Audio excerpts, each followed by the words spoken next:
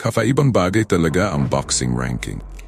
Naabot na niya ang unang puwesto sa Quantum Star, ngunit hindi pa rin siya ang pinakamakapangyarihang pag-iral dahil may boxing champion sa itaas. Kaya ang tunay na kahulugan ng unang puwesto ay ang unang humahamon sa kanya. Hamunin ang kampiyon sa boxing bilang middleweight boxing champion. Nahaharap din si Takamura sa unang hamon sa pagkakataong ito. Siya ay sobra sa timbang. Ito ay dahil sa matinding pagbaba ng timbang sa panahong ito na ang kanyang pisikal na kondisyon ay napakahirap. Sa loob lamang ng 10 segundo pagkatapos ng pagsisimula ng laban, siya ay nakatanggap na ng ilang paunang inihanda ng mga suntok, offensive power at nagsimulang dumepensa. Maaari siyang gumamit ng mga nakahandang pag-atake upang pilitin siya sa sulok.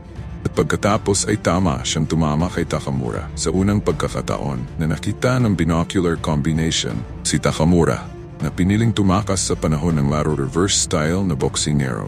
Natural na alam niya na kung ang suntok na ito ay tumama kay Takamura, ang mga kahihinatnan ay mabilis na nagsagawa ng mga maikling suntok para mag-counter-attack.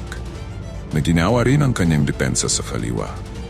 Kabutihang palad, napakahusay ni Takamura, mga pambubugbog at pinatatag ang kanyang mga hakbang. Bago pa lang siya ay natapos na ang pagtatanghal ni Takamura. Sa round na ito ay nadismaya ng mga tagakinig na si Takamura ay napakahirap na humawak sa titulo ng boxing champion, isang hakbang lamang. Ngunit naniniwala siya na tiyak na magagawa ito ni Takamura. Dahil sinabi ni Takamura sa kanya bago ang laro na ang mga guwantes ng kampiyon sa boxing ay nag-ayos lamang ng kanyang estado. Sa pagkakataong ito ay pinili niyang gawin ang inisyatiba. Sa hindi inaasahang pagkakataon, Ying Kun ay tuluyang na-pin down ni Yuji na nakabangga sa kanya. Habang tinamaan ang kanyang panga, ang kanyang depensa ay tuluyang napunit ng kanyang kalaban at sinamantala ni Yuji ang kanyang kanang kamao sa mukha ni Takamura. Nang buong lakas ay natamaan at nawala ng balanse si Yuji. Ay knock-out ang kalaban.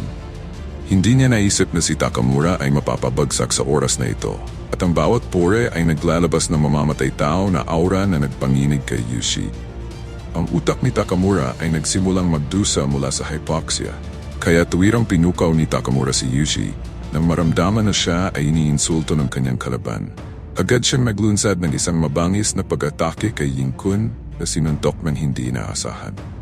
Sinamantala ni Yuji ang pagkakataon na tamaan siya sa mukha ng isang tumpak na suntok. Kay nabugbog ng suntok na ito, kanyang katawan ay nagsimulang humakbang pasulong at sumigaw siya na nagpagising kay Takamura.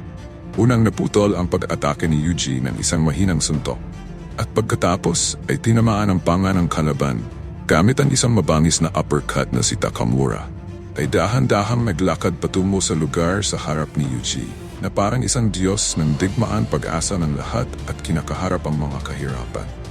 Ang bawat suntok ay naglalaman ng lakas ng tiwala mula sa mga kasamahan. Ba ang pagtatanggi ng pangunawa ng nagahamon na si Takamura na si Yuji na may 5 suntok lamang sa ikatlong pagkakataon sa laban na ito. Ginamit din ni Takamura ang kanyang mga aksyon upang sabihin sa mga tao na ang mga kamao ng kampiyon sa boxing ay mas malakas kaysa sa mga humahamon.